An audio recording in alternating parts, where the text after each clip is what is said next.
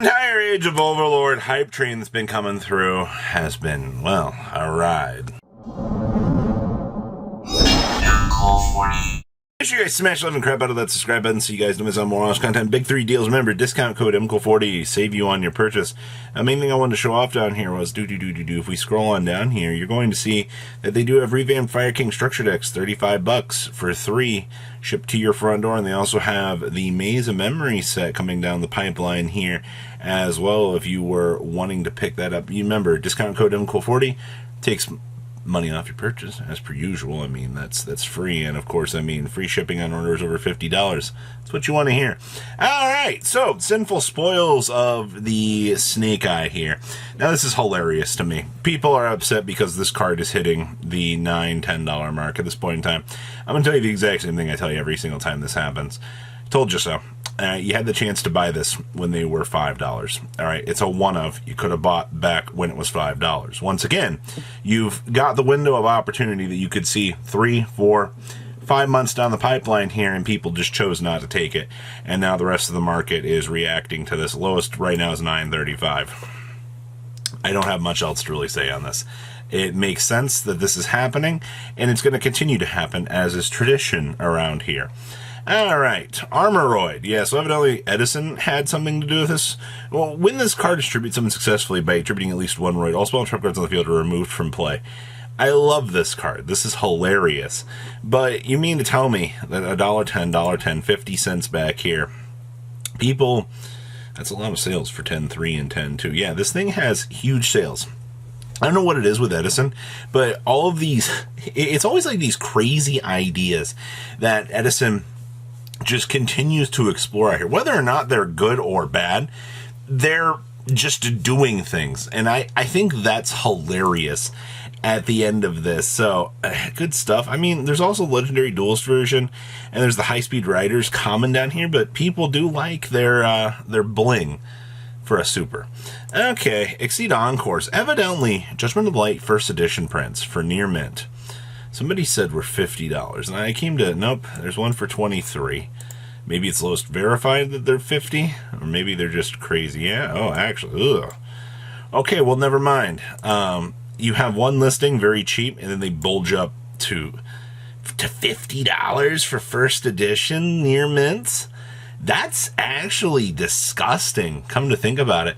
That's not exactly something that I thought I would be seeing on today's market. You know, I guess, man. Okay, if you're worried about purely that much, yikes. Blue Eyes Jet Dragon. You know, these did blow out really, really hard. And then we're down to the $10 to $11 range. And then, of course, you know, the collector's market is re-looking at this card and going, oh my gosh, blue eyes! And that's why we're kind of, we're seeing the return back to this. My favorite part has been the tin version down here, where everybody was like, oh, this card's literally worthless. This card has propelled itself up to being a $5 to $7 card. You know, as much as the tins look like a terrible product this year, the long-term effects of this are happening a lot quicker than I thought, honestly, because you already had the Stardust Dragon propulsion. Now you're seeing the Blue Eyes Jet Dragon ramping up very, very hard here in terms of the secondary market. This is crazy, and I don't think they're going to reprint this again. The singles for the tins continue to look very, very, very strong.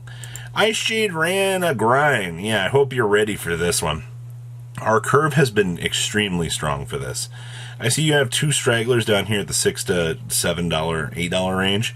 I do expect this should get a reprint next year, if I recall. It's what, Megatins next year? Maybe I'm off. Who cares? The card's only got one single printing.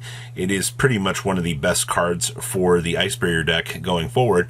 So that's something you're going to have to deal with here, is the fact that, you know, you have one of the best extenders for water that you could ever want in the entirety of the game. Yeah, it was just a matter of time, I suppose. Quems. Why are people surprised about this?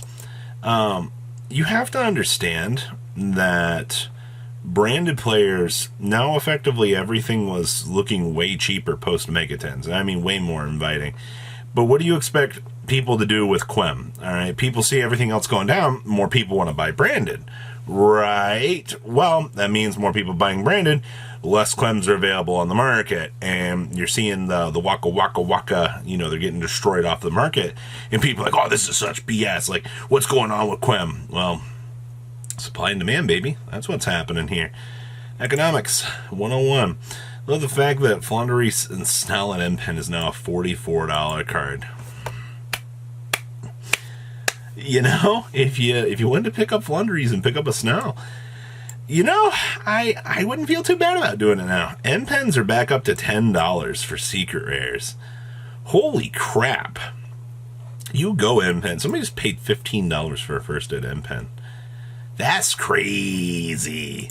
Why? They're $10. The sneak peeks, also like $8, sure. I love the fact that Advent of Adventure is now a $1 card. Wow. Floowandereeze and Snow, $2. Eagle is over $1 now. Rabina, almost $1. The reprint Advent, under $1. Okay. Interesting. Floowander cards are very expensive. Sprite cards, oh boy. You know, this $29 for Sprite Blue is beautiful. And then there's this train wreck, the Sprint Express. People just spent $24, $23, $14. You're about to be $22, $24, $25 for Sprint, and they're not stopping anytime soon. The hype train right now is extremely real for this, and I don't foresee this stopping. Like, this is actually insane. Okay, Nemesis Flag. Somebody's talking about with the new upcoming fire support, maybe that this would be a decent pickup. I just wanted to point out that they're ramping up a little bit. It's not a lot, but you still got 12 pages back here, coming in from anywhere from 40 cents up, so kind of keep that in mind. Quackimera Crusaders. Wow, you know, those first editions are kind of up there. No real sales in the last day or so, but you only have two. Well, actually, no, you only have 2 pages. What? These are $5. Oh, wow, yeah, Quackimera Crusader. Okay, nope, never mind. I take back what I said. These are disappearing. Okay, sure. What else we got going on back here? Oh, yeah, Minkanko cards. I want to check in on Water Abereske. Waters, 16 listings, 16. Well, we had a $15 and $18 and another $18. Looks like, yeah, you're still floating about this $16 to $17 range. No major change. Okay. Revolution Synchrons. Nice. 100, 115. How the mighty have fallen. And then still sitting at $38 back here for 37. Okay. Yeah, these are still doing their thing. Sure. Totally Awesomes. Evidently, these are doing some interesting things. Nice 850s. Light plays for Unlims, $6. Megaton version $6, 126, $100.50. Not much change there. Dante the Pilgrim. I guess these are also going up right now too. Yeah, 50. How many listings we got? We have 15. Yeah, these are kind of starting to get low on listings. I guess you can thank fan favorite cards for making this actually happen. And shout out back here to Speed Duel Tournament Pack 6. You know how many people I don't think actually knew that this was on TCG Player? I think the most interesting thing to me was these actually had sales fairly recently here. $60 for a Dark Gaia from Speed Duel. It's actually kind of hot. A Dark Calling sold for $3. Interesting, they only had one. A Dark Summoning Beast also sold. Get a Tyrant Dragon for $1. Okay, Dragon Caller sold for $1. I think those were the only major things. As far as I know, I didn't even think this set was officially hitting the groundwork yet. I would assume that you'll see more stuff kind of circulating from this set in the near future. As much as people might not like Speed Duel stuff, I think that there are always very interesting things to consider as pickups from these types of sets, you know, especially for the long term, because it's such an interesting rarity complex that we've got back here. And I know a lot of people just tend to go, oh, you know, I don't know if I really want to pick up Speed Duel stuff. It's not really my thing. Trust me, as somebody that has the lava golems, I love them. All right. So what do you guys think about today's market? Please leave a comment down below. Tell me what you guys think, and I'll see your beautiful faces back here later today, guys. Peace out. patrons. Thank you.